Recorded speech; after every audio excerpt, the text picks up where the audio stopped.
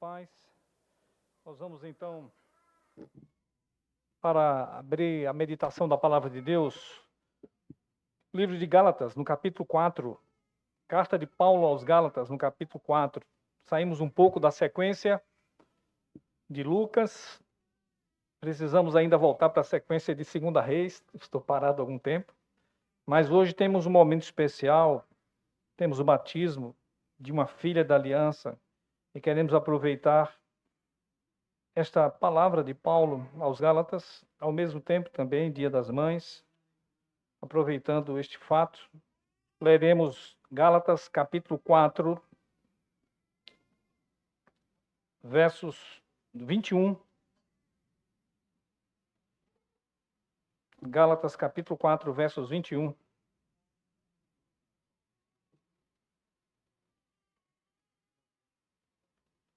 Em diante.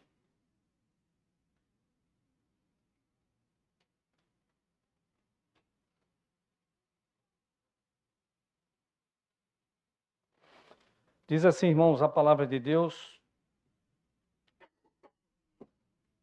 em Gálatas capítulo 4, verso 21 ao 31. Dizei-me vós, os que quereis estar sob a lei, acaso não ouvis a lei? Pois está escrito que Abraão teve 2 filhos, uma da mulher escrava e outra da livre. Mas o da escrava nasceu segundo a carne, o da livre mediante a promessa. Estas coisas são alegóricas, porque essas mulheres são 2 alianças. Uma, na verdade, se refere ao Monte Sinai, que gera para a escravidão. Esta é Agar. Ora, Agar é o Monte Sinai, na Arábia, e corresponde a Jerusalém atual, que está em escravidão com seus filhos. Mas a Jerusalém lá de cima, mas a Jerusalém lá de cima é livre, a qual é nossa mãe. Porque está escrito: alegra-te, ó estéril, que não dás à luz. Exulta e clama, tu que não estás de parto, porque são mais numerosos os filhos da abandonada que os filhos da que tem marido. Vós, porém, irmãos, sois filhos da promessa, como Isaque. Como, porém, outrora, o que nascera segundo a carne perseguia o que nasceu segundo o Espírito, assim também agora. Contudo, que diz as Escrituras?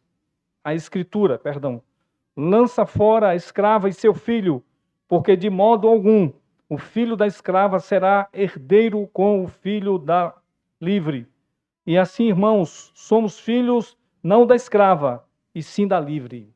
Amém. Que Deus nos ajude a compreender a sua palavra, aplicar os nossos corações, abençoar também nossos filhos para que aprendam no temor do Senhor junto com os pais.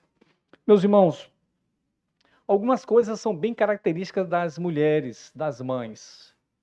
Nós vamos citar 2 coisas porque Paulo cita essas 2 coisas. Uma é a dor de parto. Dor de parto. Isso faz com que as mulheres que sentem dor de parto sejam muito fortes diante das dores.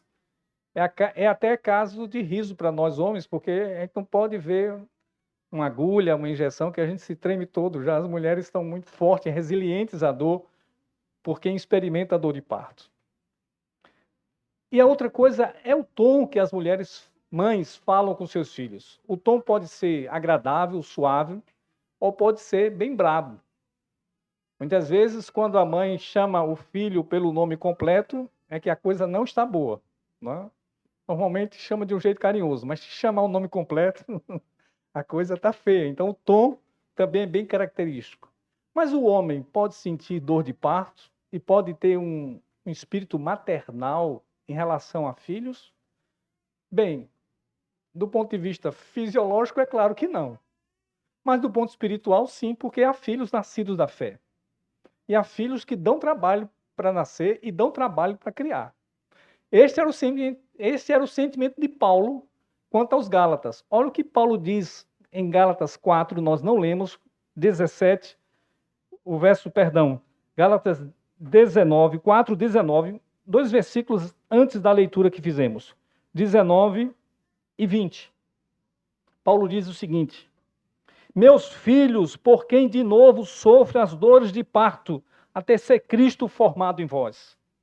Pudera eu estar presente agora convosco e falar-vos em outro tom de voz, porque me vejo perplexo a vosso respeito. Pois bem, Paulo é homem, ele está dizendo que está sentindo dores de parto por filhos que ele gerou no Senhor, são filhos da fé, que são os Gálatas.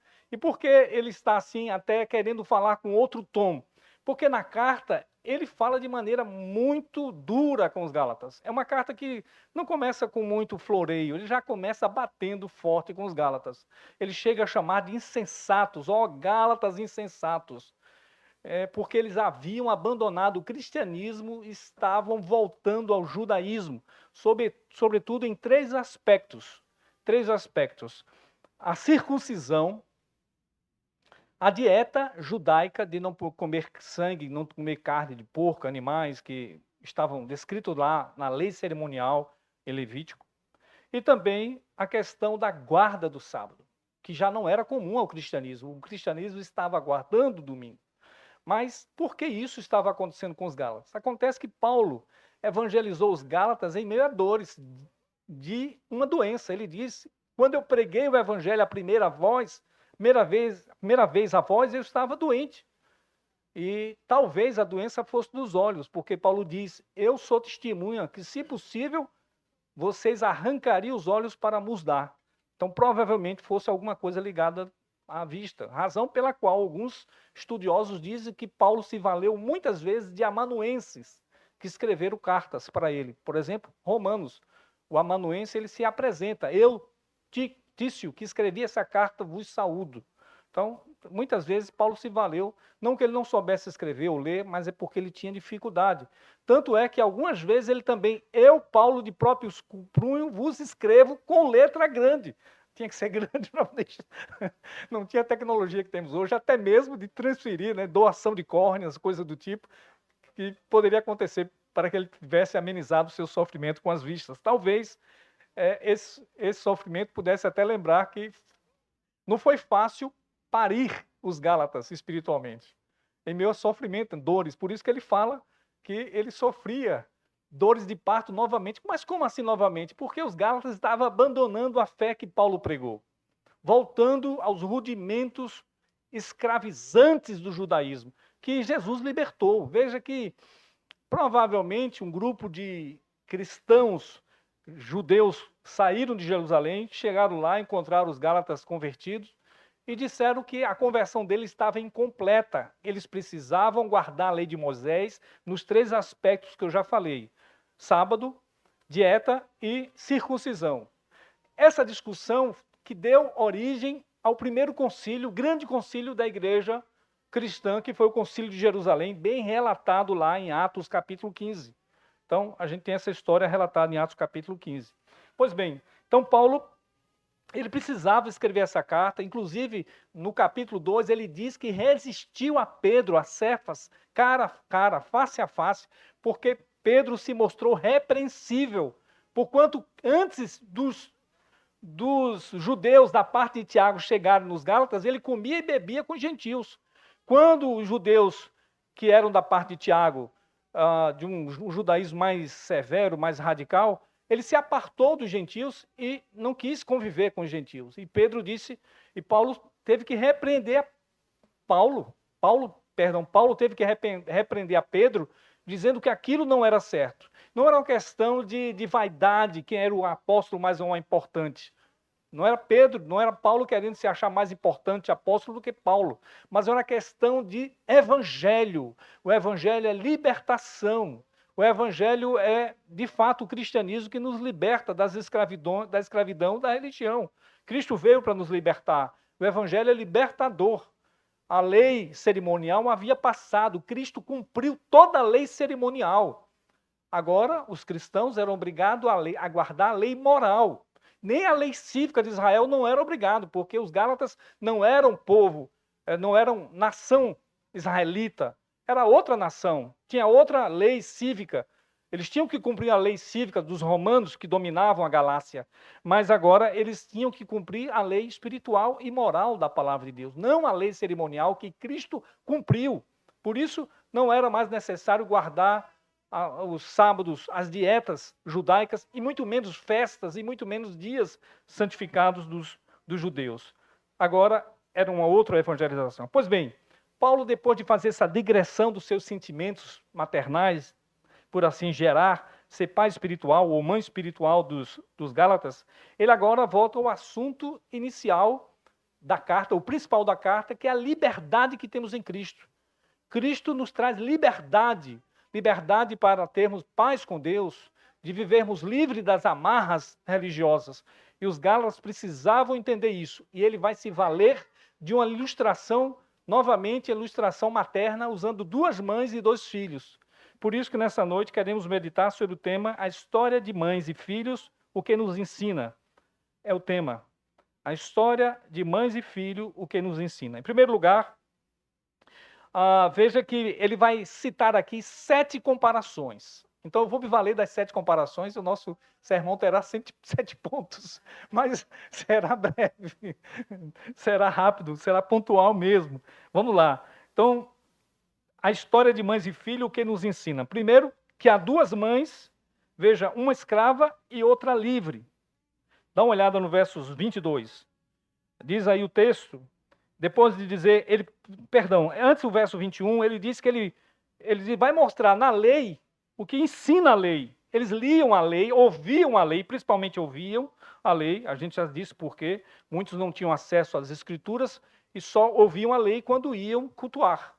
Quando a lei, que era rolos da parte da Bíblia, até cartas, eram lidos, né? Então eles tinham que ouvir. Vocês não ouviram, não ouvem o que diz a lei? E aí ele começa no 22. Dá uma olhada, por favor, no verso 22. Veja que Abraão teve 2 filhos, ou seja, de 2 mães. Então há 2 mães, só que aqui ele diz, uma é escrava, que é Agar, e a outra é Sara. Uma pausa aqui. 2 mães e 2 filhos estarão na história. Só que 2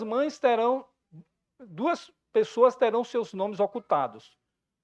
Uma mãe e um filho terão seus nomes ocultados, mas a gente sabe que são eles. Por exemplo, aqui cita a mãe Agar e cita o filho Isaque, mas não cita a mãe Sara e o outro filho Ismael.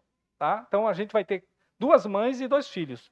Só que 2 deles são citados, os 2 não, mas fica subentendido claramente. Então veja, há 2 tipos de mães, ou 2 mães, e elas representam uma a escravidão, a outra a liberdade. Veja, preste bem atenção. Naquele tempo, quando você era filho de um escravo, de uma escrava, escravo você era. Se você era filho de uma pessoa livre, livre você seria, exceto se fosse apreendido, dominado por outro povo, mas normalmente era assim que acontecia. Então veja que Paulo está usando aqui a ilustração das 2 mulheres, 2 mães com 2 filhos, dizendo só que uma era escrava, a outra era livre. E, portanto, consequentemente, os seus filhos o seriam. Aqui, irmãos, a gente precisa entender que Paulo não está falando necessariamente da condição social das mães, mas espiritual. E ele está lembrando aqui que os Gálatas estavam presos à lei, novamente, à lei de Moisés, cerimoniais, que Cristo tinha cumprido. Se eles voltassem, eles estavam sendo escravizados pelos judaizantes que queriam dominá-los. Era o ponto até de os judaizantes estavam querendo obrigá-los a cumprir essas 3 determinações que nós já citamos 2 vezes, e que iriam apenas encabrestá-los, colocar num cabresto para que eles abandonassem a Cristo. Chega ao ponto de Paulo dizer na carta que se você aceita cumprir a lei de Moisés, de Cristo você desliga-se. Da graça você decai da graça. É muito sério isso. Por isso que Paulo precisava defender veementemente a condição de liberdade do cristianismo e não de aprisionamento das pessoas. E aí ele cita essas figuras das mães. Uma era uma mãe escrava, que gerou um filho escravo, e outra é uma mãe livre, que gerou um filho livre. E é preciso as pessoas escolherem que tipo de mãe você quer, ou que tipo de mãe você tem.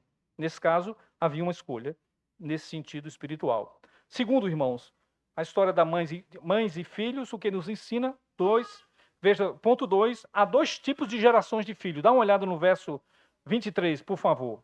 Verso 23 nos diz assim: mas o da escrava nasceu segundo a carne, O da livre, que aqui é Sara, mediante a promessa. Então veja, há dois tipos de gerações de filhos. Os filhos que são nascidos da carne, da vontade do homem e da mulher.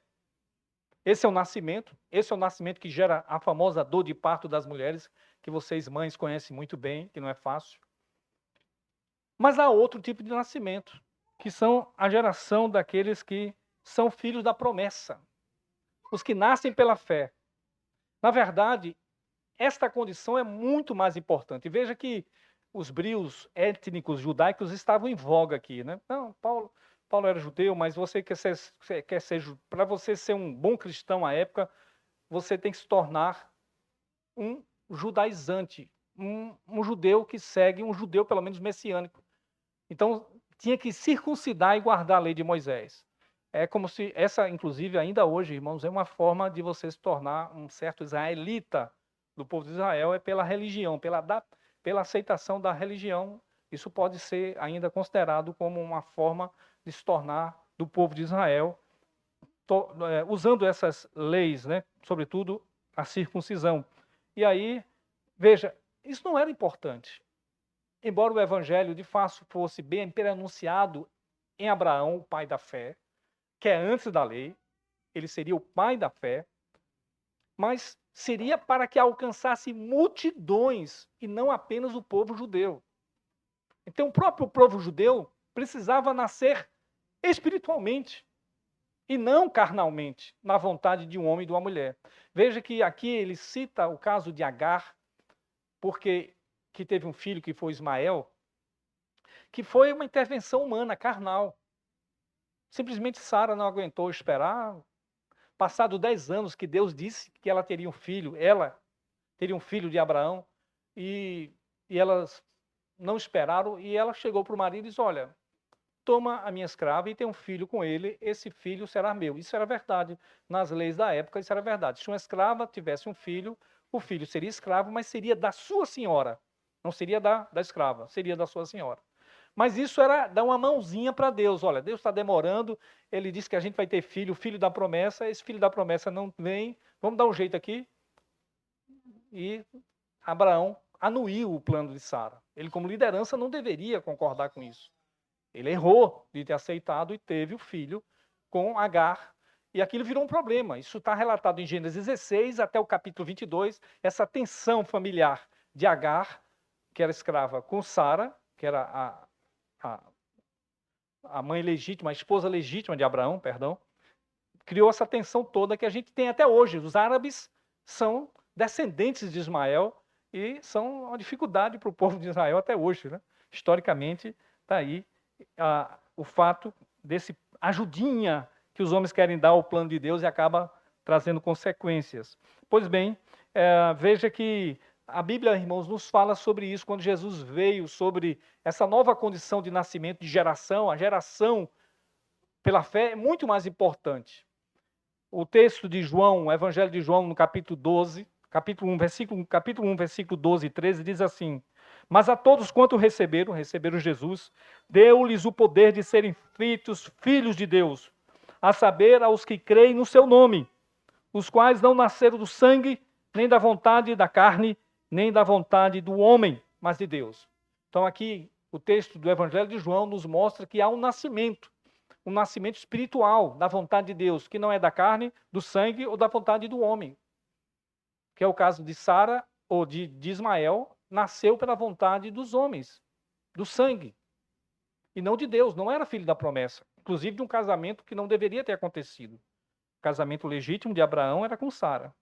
Então, quando mais à frente o evangelista João mostra que um mestre, um príncipe de Israel, um dos anciãos de Israel, chamado Nicodemos, foi ter com Jesus de noite, impressionado com os milagres de Jesus, e Jesus disse para ele claramente: o que é nascido da carne é carne, o que é nascido do Espírito é Espírito. E Jesus disse para ele: importa-vos nascer de novo, Nicodemos. E ele pensou: mas eu sou velho, como é que eu posso voltar ao ventre da minha mãe?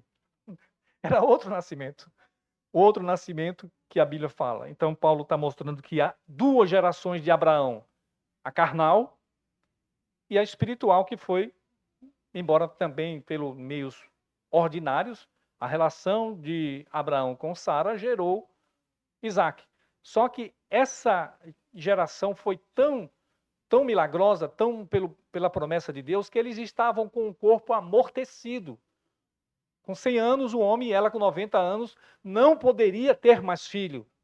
Mas Deus fez uma intervenção milagrosa para que eles tivessem a geração de um filho. Tanto é que Sara botou o nome de Riso, que é Isaac, e disse o seguinte: quem diria que uma mulher de 90 anos daria de mamar a um filho?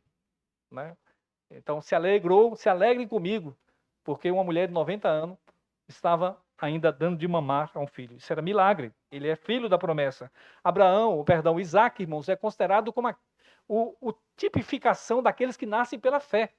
São filhos da promessa, que são mais importantes. Terceiro lugar, irmãos, a história de mães e filhos, o que nos ensina. Em terceiro lugar, que há duas alianças. Dá uma olhada aí, por favor, no verso 24 ao 26. Aqui Paulo usa uma interpretação bem difícil, né, não usada por nós, que é a alegoria. Veja aí, verso 24 a 26. Estas coisas são alegóricas, porque estas mulheres são duas alianças. Uma, na verdade, se refere ao Monte Sinai, que gera para a escravidão. Esta é Agar. Ora, Agar é o Monte Sinai, na Arábia, e corresponde a Jerusalém atual, que está em escravidão com seus filhos. Mas Jerusalém lá de cima é livre, a qual é nossa mãe. Então veja, em terceiro lugar, há duas alianças. Paulo usa aqui essas duas mães para dizer que são dois pactos ou duas alianças. Aqui é uma alegoria que somente um autor inspirado como Paulo pode fazer. Lembre-se que nós, hoje, a igreja reformada e a nossa confissão de fé, que o método de interpretação da Bíblia é único, não vários. É único. E ele é um método histórico gramatical de interpretação. Dá para entender facilmente pelo contexto. Não tem várias interpretações.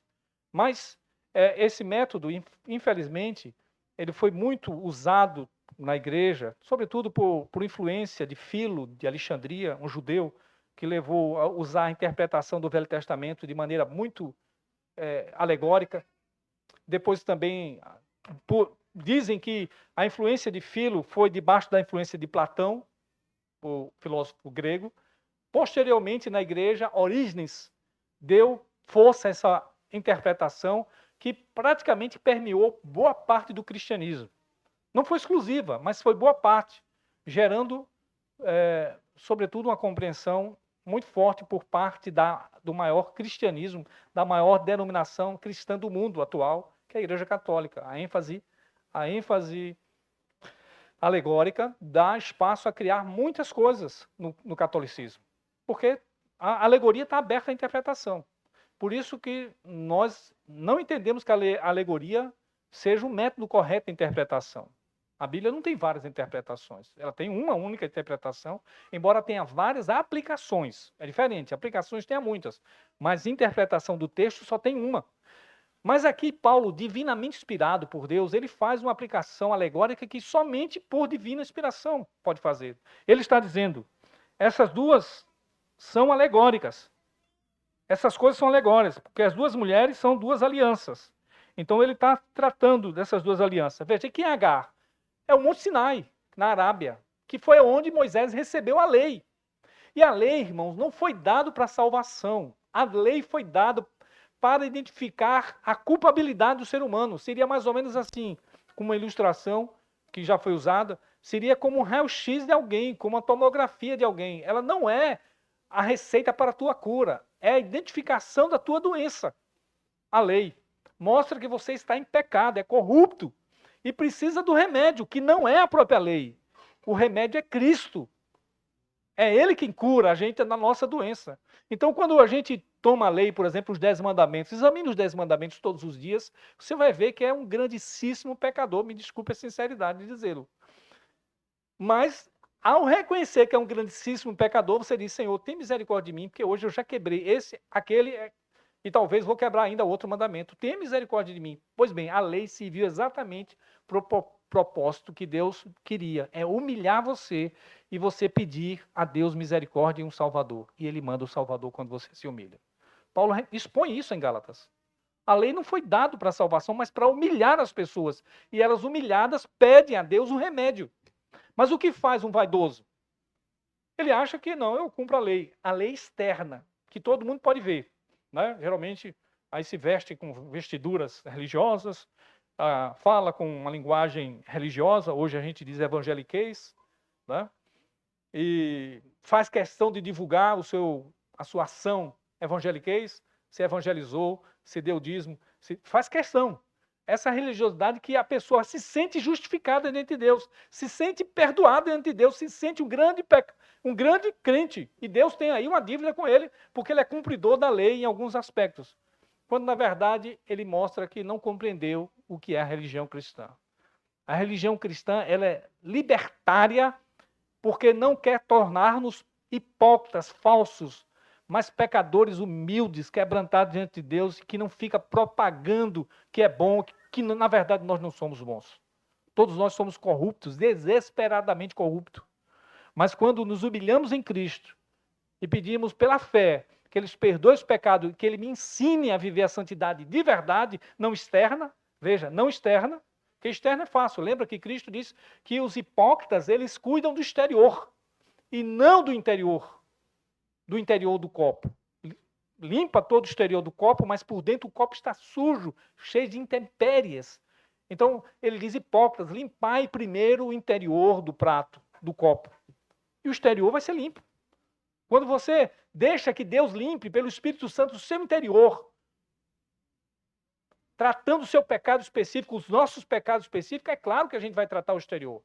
É claro que a gente vai mudar o comportamento, no andar, no falar, no pensar, no agir. Claro que isso vai ser mudado, mas primeiro tem que ser mudado internamente. Se você está usando a religião para apenas ter uma aparência religiosa, ter o desencargo de consciência, você é um escravo da religião e você não conhece a liberdade em Cristo Jesus ainda. É isso que ele está falando aqui. Essa é a aliança. A aliança da lei aprisiona, mas a aliança em Cristo nos liberta. Estamos livres em Cristo. Isaac era um tipo de Cristo, um tipo, não uma alegoria de Cristo. Ele morreu, quase como diz Hebreu, que Abraão o tirou, quase que ressuscitou, porque ele ia matar o filho, e Deus não mate. Deus colocou um cordeiro, providenciou um cordeiro. E Hebreus interpreta dizendo que quase que ele conseguiu resgatar o filho da ressurreição, é como se fosse a ressurreição. Então, era um tipo de Cristo. Apontava para Cristo. Toda a lei apontava para Cristo. Todas as tipificações apontavam para Cristo. Cristo é, de fato, a promessa para nos libertar e para nos unir a Deus. Quarto lugar, irmãos, a história dessas mães e filhos nos ensinam que há duas cidades. Dá uma olhada no verso 25 e 26, por favor. Eu li o 24 e 26, agora eu vou ler o 25 e 26, por favor. Ora, Agar é o Monte Sinai e corresponde a Jerusalém atual, que está em escravidão com seus filhos. Mas a Jerusalém, lá de cima, é livre, a qual é a nossa mãe. Olha que coisa interessante. Só mesmo Paulo, como apóstolo, poderia fazer essa interpretação. Primeiro ele diz que Agar é o Monte Sinai. E depois ele diz que é a Jerusalém atual. Por que a Jerusalém atual? Esses judaizantes que vieram de Jerusalém oprimir os Gálatas, obrigar os Gálatas a guardar a lei de Moisés, eles representavam boa parte daqueles que estavam presos ainda, não estavam livres. Eles não almejavam a pátria celestial, que é livre, a Jerusalém celestial, que é livre, mas queriam colocar amarras sobre os Gálatas, deixando preso. Você sabe por quê, né? A gente sabe por que os homens põem cabrestos em nós, que muitas vezes eles não querem usar. Eles atam fardos pesados sobre os outros, mas que eles mesmos não querem mover com um dedo para dominar e ter vantagem. Vantagem de domínio, de dinheiro também, né, de poder.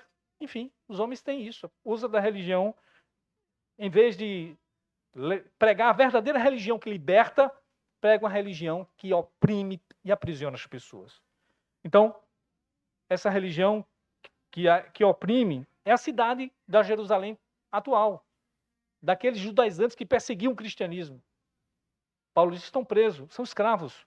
Mas a nossa Jerusalém, a nossa mãe, olha que coisa legal. Ele usa o termo mãe novamente, ele usa várias vezes o termo mãe.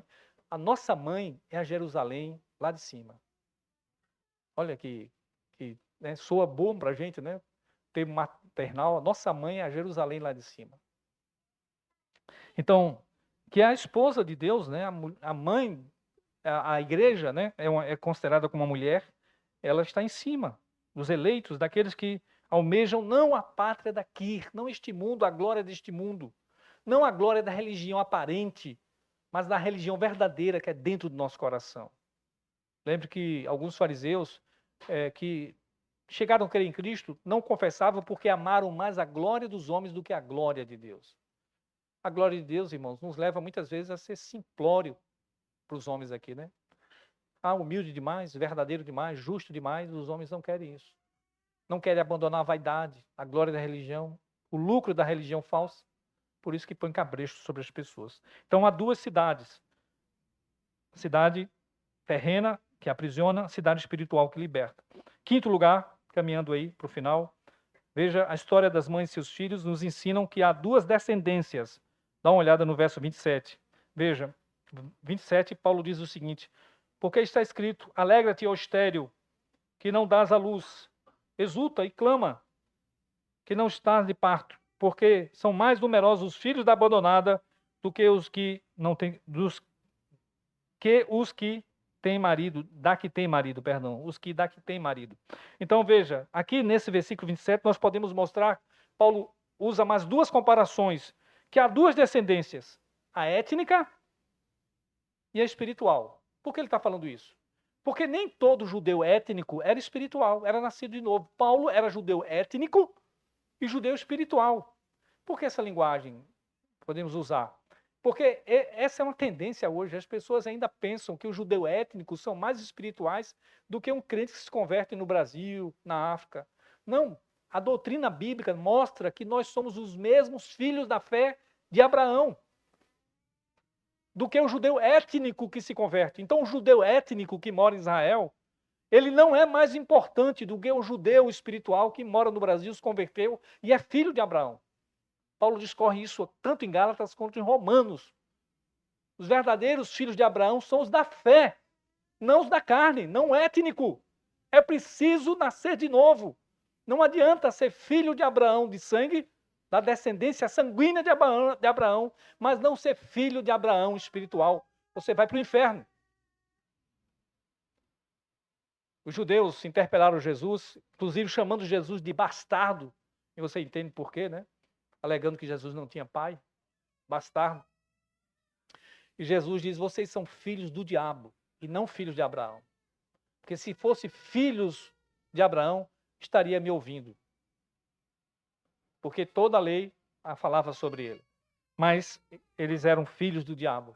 E Jesus também outra vez falou, aliás, o próprio João Batista, dizendo que Deus pode fazer das pedras filhos de Abraão. Não é? Aquela famosa, as pedras clamarão, se eles se calarem, Jesus falou. Quando olha, viu o que eles estão falando aí, bendito que vem em nome do Senhor, o Senhor não vai fazer eles calar? Jesus disse, eu vos afirmo, que se eles se calarem, as pedras clamarão, porque era o momento de glória de Jesus entrar em Jerusalém, montado no jumento, humilde, mas sendo celebrado como filho de Davi. Então, veja que essa condição de descendência espiritual, o crente que nasceu de novo, ele é muito importante. Por favor, dê uma olhada aí em Gálatas 3, volte só algumas páginas, Gálatas 3, 7 a 11, eu vou encerrar com essa leitura aqui, esse ponto. Gálatas 3, 7 a 11, olha o que é que Paulo diz. Eu já citei, mas é bom ler diretamente. Gálatas 3, 7 a 11. Sabei, pois, que os da fé é que são filhos de Abraão. Veja, os da fé, os nascidos espiritualmente.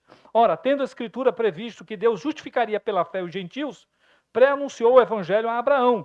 Em ti serão abençoados todos os povos, de sorte que os da fé são abençoados com o crente Abraão. Todos quantos, pois, são das obras da lei, estão debaixo da maldição, porque está escrito, maldito todo aquele que não permanecer em todas as obras, todas as coisas escritas no livro da lei, para praticá-las. É evidente que pela fé ninguém é justificado, perdão, que pela lei ninguém é justificado diante de Deus, porque o justo viverá pela fé. Isso foi dito a Abraão.